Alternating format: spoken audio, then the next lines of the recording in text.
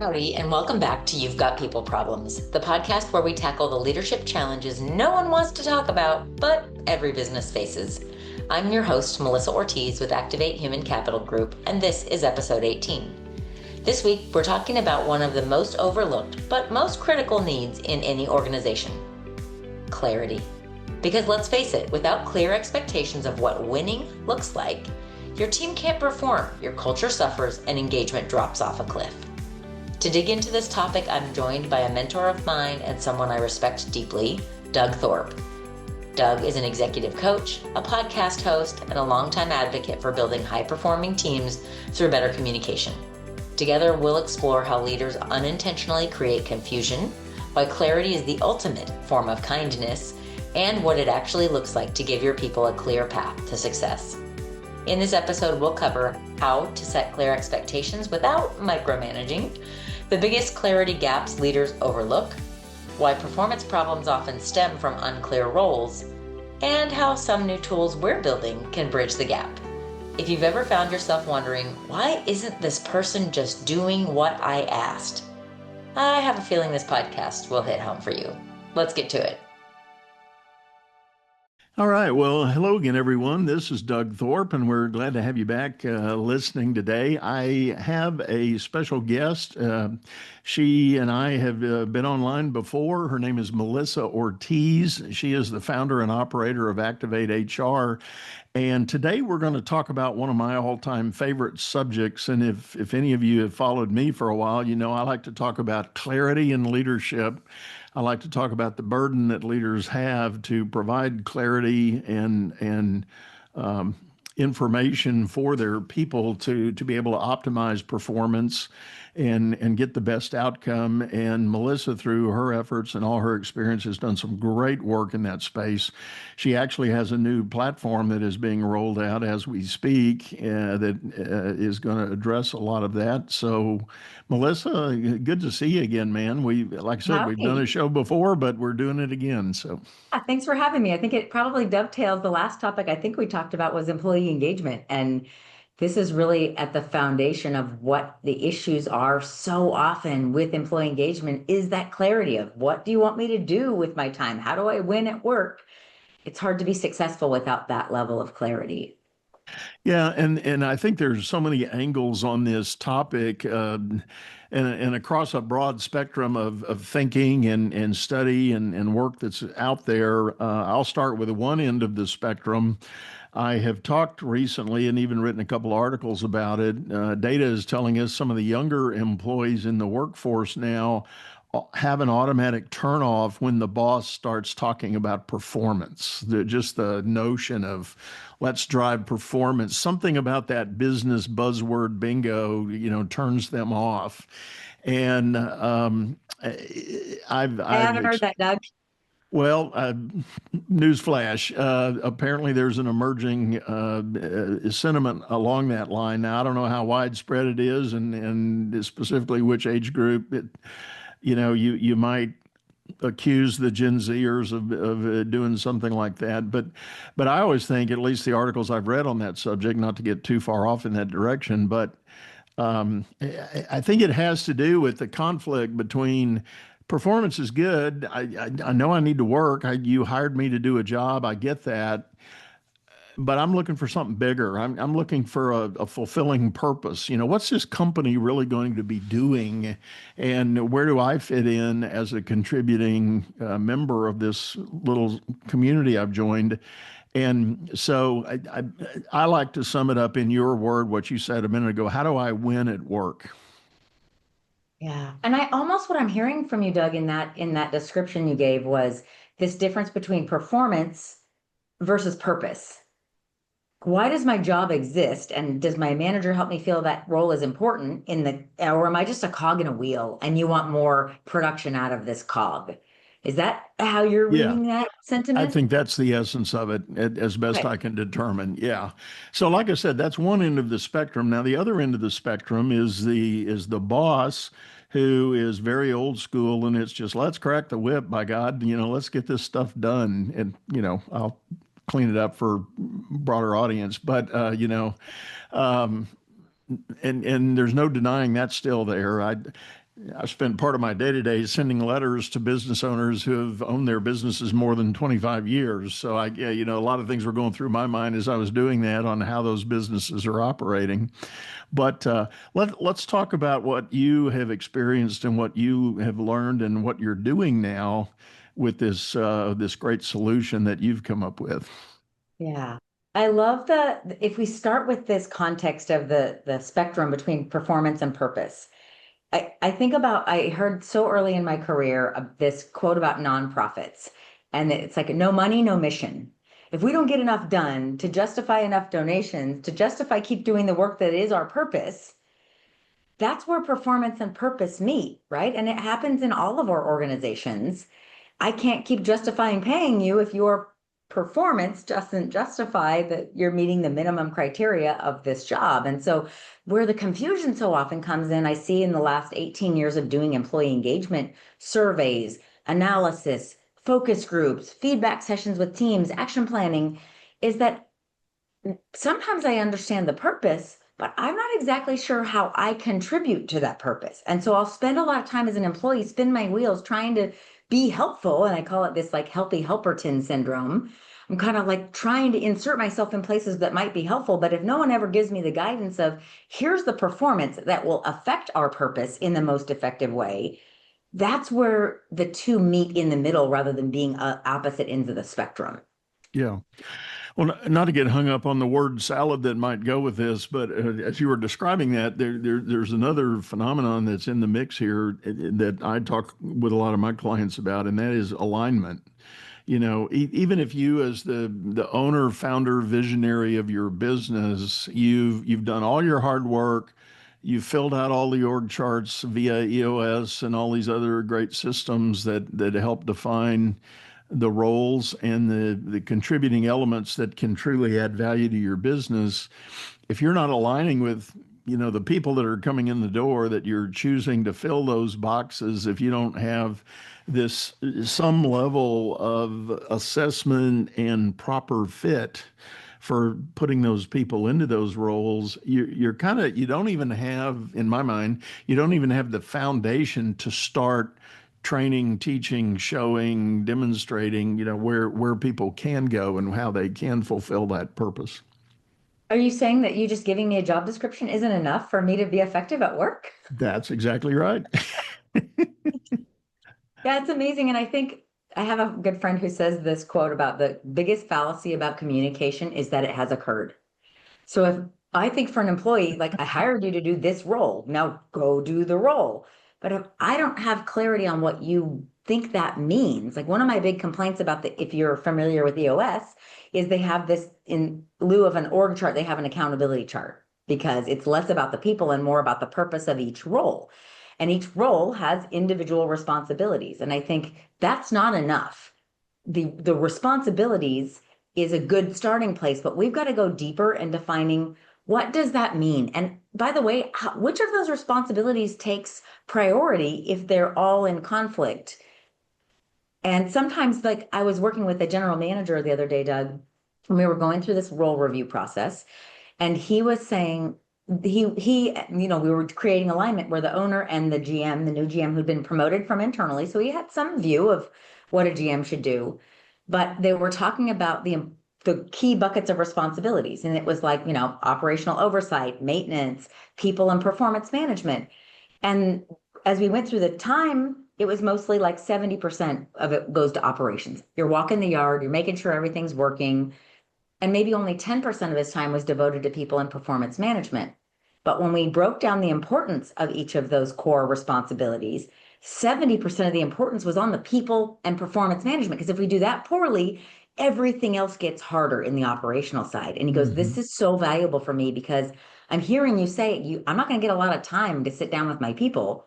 But if I don't do it well, it's going to create a huge headache for me and an operational problem. So I just thought that balance of clarity can be, I've seen it over and over, how validating and valuable it can be for context for an employee. So let's kind of dive right in with all your hard work and experience in this space, and in the many years you've helped business owners and leaders do these kinds of things. Talk about this new release, this new thing that you've put together, and walk us through the nuts and bolts of it a little bit, or maybe give us a summary, and then we'll get into the nuts and bolts. Sure. So I've been doing this process probably for 12 years. And I decided to take it off of a spreadsheet where I was continually refiguring all the charts that come out on the back end and just make it a software that other people could use rather than just me. And really what it is it takes us, we start with purpose. Why are we paying a human to sit in this seat virtually or physically? Why does this exist? What is the purpose? Then we go to the next level, which is what do you do here? What are the key roles and responsibilities? We divvy up both the time and the importance measures. And then we dive of those key roles and responsibilities, we dive next into what does that mean? So people and performance management was one key aspect of this general manager's responsibilities. What are the things that go on within that bucket of time that he's spending? And how do those break out? So then at the end, what it gives us is a very neat, clean, crystal clear outline of where will this person spend their time. And then the last little piece that we tagged on, because it really tends to trip people up, is what are the things that you're doing or might do if it's for onboarding or design purposes that will distract you from your core roles and responsibilities. So the one that always comes to mind for me is, say, an office manager who, for the prior owner, was managing his classic car collection. It was just part of her duties. Well, he retired, and the business now is being managed by his children. And the office manager needs a place to say, is this a core part of my responsibility still, or is this not anymore? Because I'm happy to do it, but maybe you need to know that, or, someone went on maternity leave. I took on these responsibilities, but then that person never came back and I never had a chance to offload. So now it's distracting from my core responsibilities and I'm having some performance challenges because there isn't enough time in the day. Yeah. So powerful to, again, in the spirit of this clarity and alignment, to be able to map all that out. And I love the two-dimensional piece of it, the percentage of time allocation, but you got to balance that with the significance of each element too. It's like a calibration. I think one of my favorite stories there was I was working on an engineering role, senior engineer with a CEO and a COO, and they were designing this as an onboarding exercise to make sure there was clarity for this person to be successful. How do they win at work?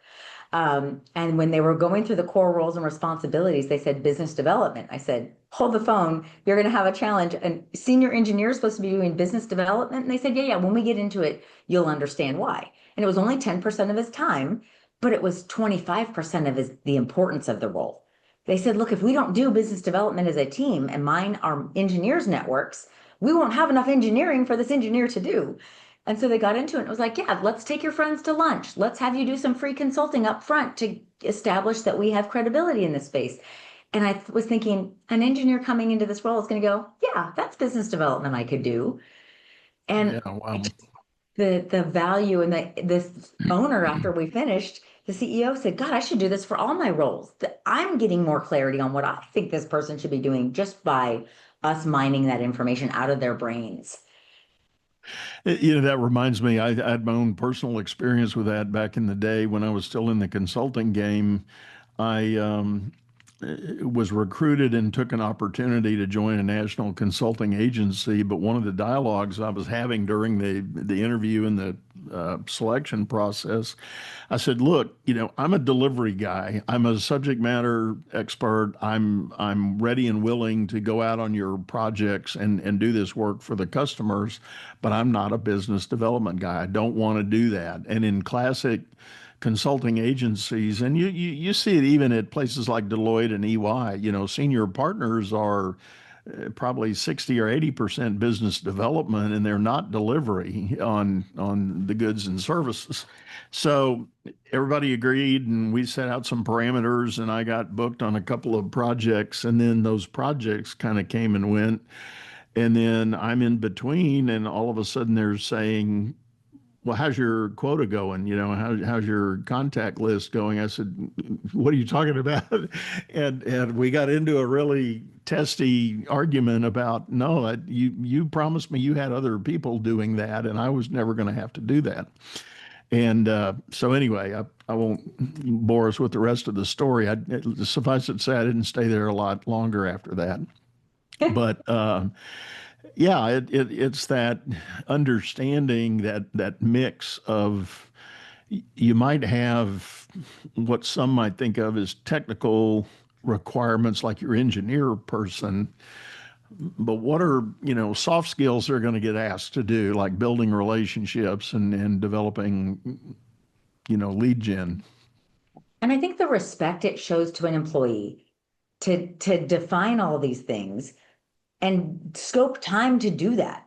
So it's not like and make time for this. It's like, no, this is a core part of your role. Please block time, however you do it. We don't have to get super scientific about time blocking their schedules.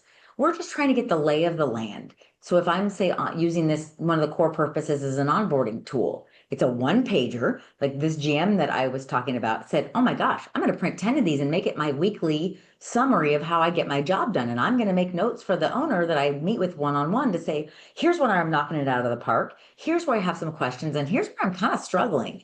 But to say as part of your okay, Doug is going to teach you this. Mel is going to teach you this. Go to this person for this information and use it as kind of a mapping exercise. Or, you're doing so well at this, I think you're ready to teach Joel how to do this one step. And it can just be an ongoing performance conversation that doesn't have to be about, crack the whip. It's more a collaborative discussion about, okay, where do you need help? Where do you need resources? Who's ready to take this on so you can go to the next level? And it just doesn't, I have this core belief, Doug, that people don't read. So when we give these huge documentations of my job description and the core profile of the job, they maybe read it once, but then they put it away. That's right. So this is meant to combat that a little bit. So let's talk about that. So you kind of get through effectively the onboarding, the orientation, and let's assume for the moment you have the manager and the new employee have very productive, everybody's check, nod, yeah, we're all good, kumbaya, let's go to work. What are you recommending people do with that recurring review of how things are shaping up? A couple things. One, I want them to keep asking themselves, is this really still the scope of the work? Because we know, especially the smaller the company, the more it tends to morph and evolve, which is fine, but let's be overt and clear about it. I love the idea of outside of a performance review to give an A through F. Everybody went through school with an A through F grading system. Hey, will you give me some feedback? How am I doing on this? So an employee, no one wants to suck at work. They all want to keep getting better. And so if I know an area my manager perceives I'm a B or even a C, if we have that level of candor, then I know where to invest in doing something different. And maybe it's just as much as, I'd like you to try using this template that someone else in this role does, or someone in your seat prior did, because it really resonated with the leadership team, or it just can be an ongoing conversation. It's actually really parallel to the way I like managers to use an employee engagement survey. I don't even care about the scores. I want them to show the survey items to an employee on the regular and say, hey, are any of these needs not being met? Because if they're not, let's talk about them now. If it's resources, if it's, I am clear on my growth path, or what it takes to get to the next level, or expectations. Hopefully expectations won't be an issue if we go through this process well. But it's really meant to be a living document that we scribble all over. And I like it on paper. I guess just sit down and I do that. It's not always easy with virtual employees, but you get my gist. I've talked about, I had a client a while back at their company. I was introduced to a concept that I hadn't really thought about before, but it made total sense to me. I'm the common sense guy. I like to try to break things down. And what what this client told me at their company, when it comes to those line items on a job description where there is good clarity and good alignment of what they are, in the spirit of ongoing review, what they try to feedback to the employee is a simple notion of seen it, done it, mastered it. But there's definition that goes with that. The seen it is more in the spirit of that early stage onboarding, learning. You got to learn the system, you got to learn the procedures, you got to learn the policies, and you're still mashing through all of that. But then you get into the mode of actually doing it, and now you've got the reps. You're doing the repetitions. You're producing sustainable, reliable results. And you could argue at that point, well, that's kind of when you're technically fulfilling the job description, but does that really qualify you for promotion and advancement or, a pay bump? Maybe not necessarily, because guess what? You just fulfilled the bucket. That's that done it category. The mastered it is where it gets interesting. And this is the notion, at least in their company, what was described to me was the notion that people now start coming to you as the go-to person for that thing. So beautiful when that happens. And I love that. And they said, guess what? You don't really get considered for promotion until you are, surprise, the master of that thing. Yes. And they even said in a very informal, unwritten rule, you don't really qualify, certainly in upper management, you don't qualify for the next job up until you've already started doing that job, basically, is the way they described it. And it's part of the culture, it's part of the environment. Everybody gets it. Everybody has an opportunity to sort of be indoctrinated into that mentality, and everybody's okay with it. The ones that really want to lean in and perform, they thrive in that opportunity. Yeah. And I think that is even further above the specificity that we're talking about with a role. Here's my expectations of how you get promoted, how you earn more money. It's getting through that crawl, walk, run, seen it, done it, mastered. I've heard you talk and write about this process before, but I think it's a really elegant way to help employees go, oh, yeah, got it. That makes total sense to me. I call it blonde terms. You call it common sense. It's like, you just get to brass tacks for me. It's like, I know the difference between I've seen it and I've done it.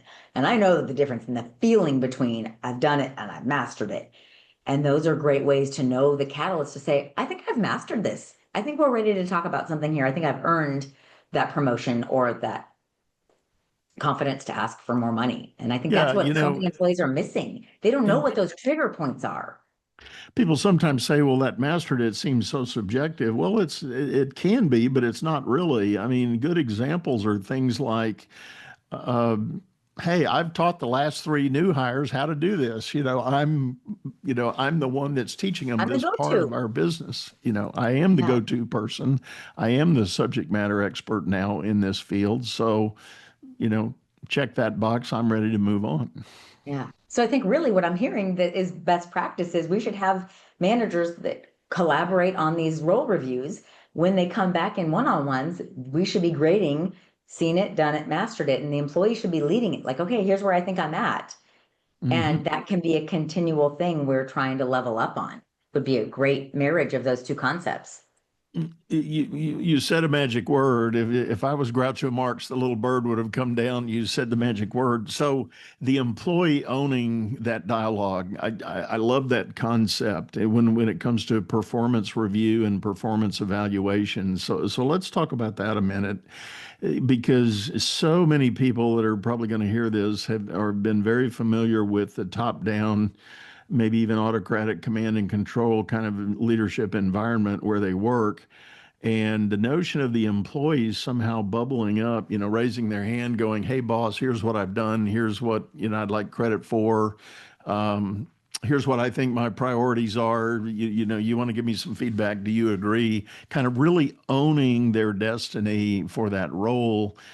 That doesn't happen a lot in many, many companies, but I do think it is a huge opportunity, particularly in the smaller business environment, and maybe even in big corporate, if I think about it a minute. So, what do you see along that line? Talk about that idea of the employee owning that that dialogue. So what it brings to mind for me, Doug, is we all keep trying to do more with less, try to be more efficient, more effective. And the joke to me, and I think about it in terms of parenting too, is the more we have people lead from the bottom up and they present their case and they bring the evidence, the less work we have to do as managers, because we're like, yeah, that's right, that passes a sniff test, versus the managers getting all this information together for a performance review or performance interaction. It's the same as parenting. Like when we teach our kids to make their own breakfast, oh my gosh, life gets a little easier. When we teach them to wipe their own butts, life gets a little easier as a parent. But we have to create that environment where they can and know to do those things. And so I think that's kind of the secret behind it is it's more effective because that ownership mentality, if it's my idea, I'm going to own it. If it's your idea, I may never get that alignment we talked about earlier because it didn't come out of my mouth. And so if we can co-create or I can lead as the employee, I get it. I wholeheartedly embrace this concept versus this being told to me what I'm going to do. And then there's lots of room for confusion and misalignment. So that's what I'm always coaching managers on is even their quarterly goals, the employee, we should be asking employees, what do you want to learn in the next 90 days? They know better than we do. Right. Now, we have issues sometimes with employee self-awareness, and that's part of our job as managers to help them through, but ask first. Right, right. Well, I think the notion of creating the environment where the employees can take ownership to some degree of their own destiny is really important because, as you know, I have a little bit of a parallel methodology that I'm advocating. We call it the Big Five, and it's a simple notion that it starts with the employee, fills out a very short little, you call it a survey if you want, but they declare their personal understanding of the top 5 priorities they've got for the coming month, and they get to claim the 5 accomplishments they did last month. Now, if you cycle this a few months, what you declared last month as priorities, guess what, ought to be your accomplishments for the new month. But not always, because stuff happens and things change. But the beauty of this is that for the employee that has understood the expectation, the alignment, and the clarity they're given in the role review that you're talking about, now they can begin executing on it, and they get a chance in a very simple way to submit to the boss, here's my understanding of my 5 priorities. If you think any differently, now's the time to tell me, because I don't want to spend the next 30 days doing something wrong or doing something on a tangent that I'm not supposed to be doing, wasting effort and resources. And if you're a manager, you literally get all your people on the same page. And it's a beautiful and very simple method.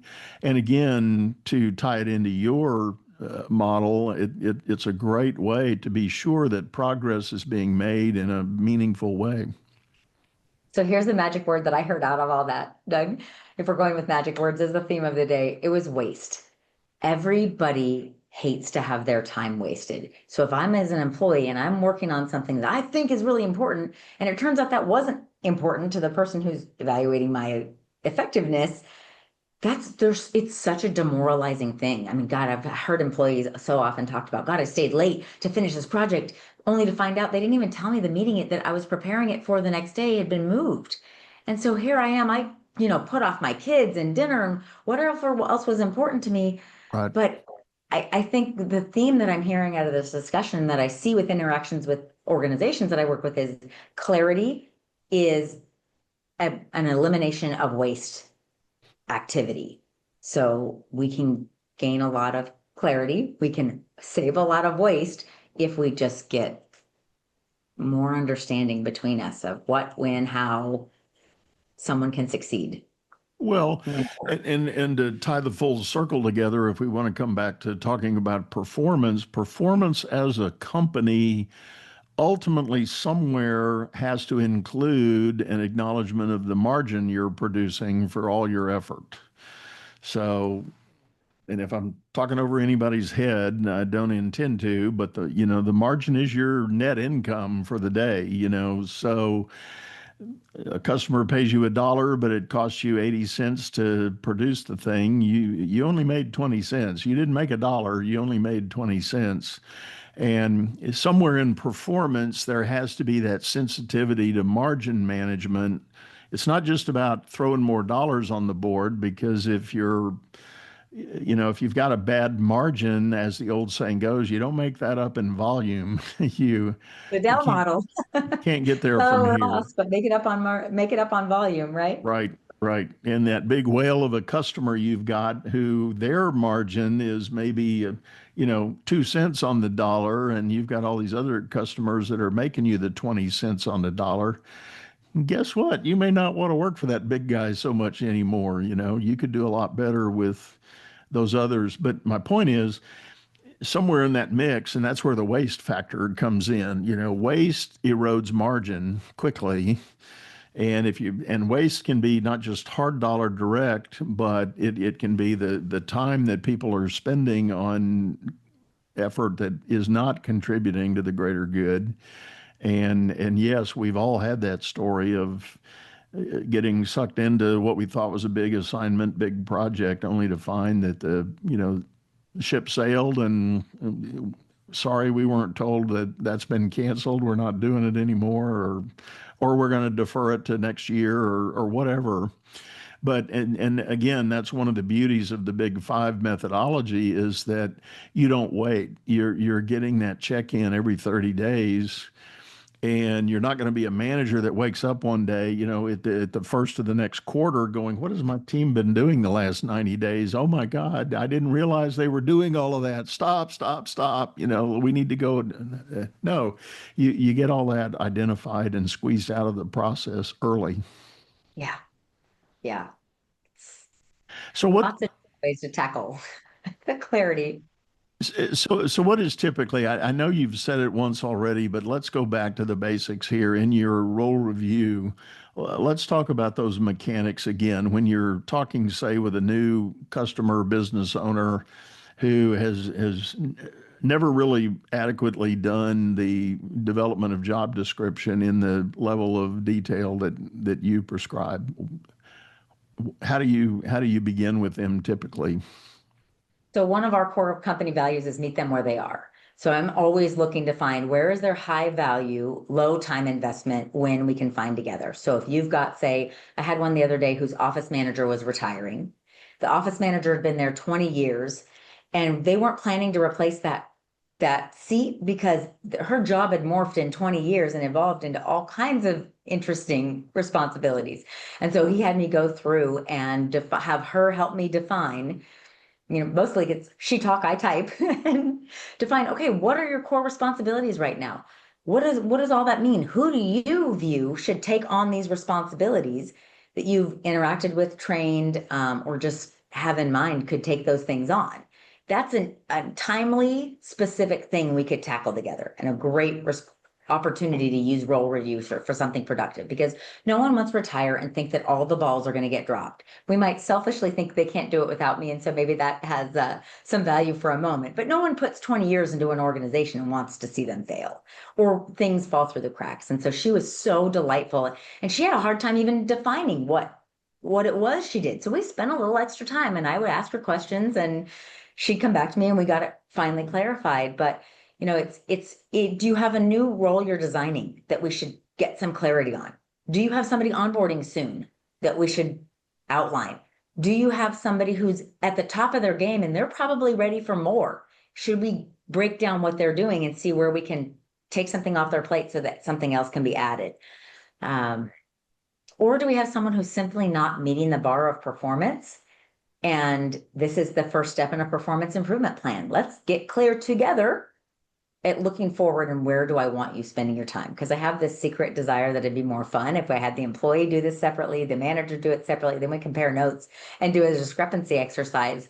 But Doug, I find that creates just animosity and blame, and that's not Yeah. effective for anyone. So how about we just sit shoulder to shoulder and look forward and try to get it right? Right. And then we start the timer. And I think one of the big challenges, and I can speak from firsthand experience as an entrepreneur trying to build a company, you you start in the early stages with a select handful of people you bring on, and you kind of take the whole waterfront and you go, well, you go to the east and you go to the west, and let's figure this out, and Divide divide and and conquer. And those actually sometimes actually do in fact turn into written job descriptions, but to your point, they're not really revisited as the company continues to grow and ultimately scale. So I think it does become a bit of a need to, on the owner's part, to have a regular cadence of re-reviewing all positions and be sure that you've got that clarity and alignment again. And as demands that may be emerging in either the process of the way the business runs or what the market has taught you about best ways to deliver on your service or your goods, you have to make those changes to continue scaling and growing, and you have to understand that. But every time you think about a change based on those environmental things and macro things that may be going on around you, you're potentially impacting somebody's job. Yeah, there's a ripple effect always that happens as we put a new drop in the water and it expands. It's So getting the alignment right, I think is so very critical. And we haven't, in our theme of the day of magic words, one other magic word we haven't really touched on, but I think it's implied, is that communication between the leadership and the employee. And I think it goes without saying what Melissa and I are talking about here is the ability to have healthy ongoing dialogue about all of these elements and ways to maintain the clarity, not just push it out there. And clarity is not always a top-down exercise. no.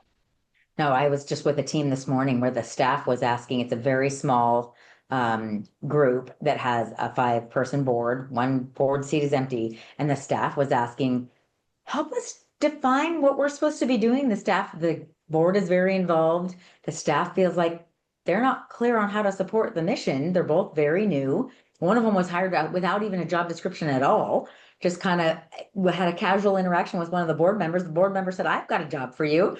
And then they kind of got rolling and put the cart before the horse. And she said, I just feel like I'm letting them down because I don't know how to support this organization. And it's agonizing for those people who want to do good work and want to offer something of value, and they don't know how. And I think one of the things, Doug, that I've found in the role review process is if somebody sent you or me or any employee this role review process and says, okay, just fill this out for me. 9 out of 10 of us would hyper analyze it. We'd hem and haw. We'd sit and look at it. We'd go get distracted by something else. And it would take an inordinate amount of time because, wow, this seems like a big question. But if I can just get the stakeholders on, whether that's a person in role and their manager or the CEO, whoever has the most visibility, get them on. And between an hour and 90 minutes for the most complicated lack of clarity roles, we're done.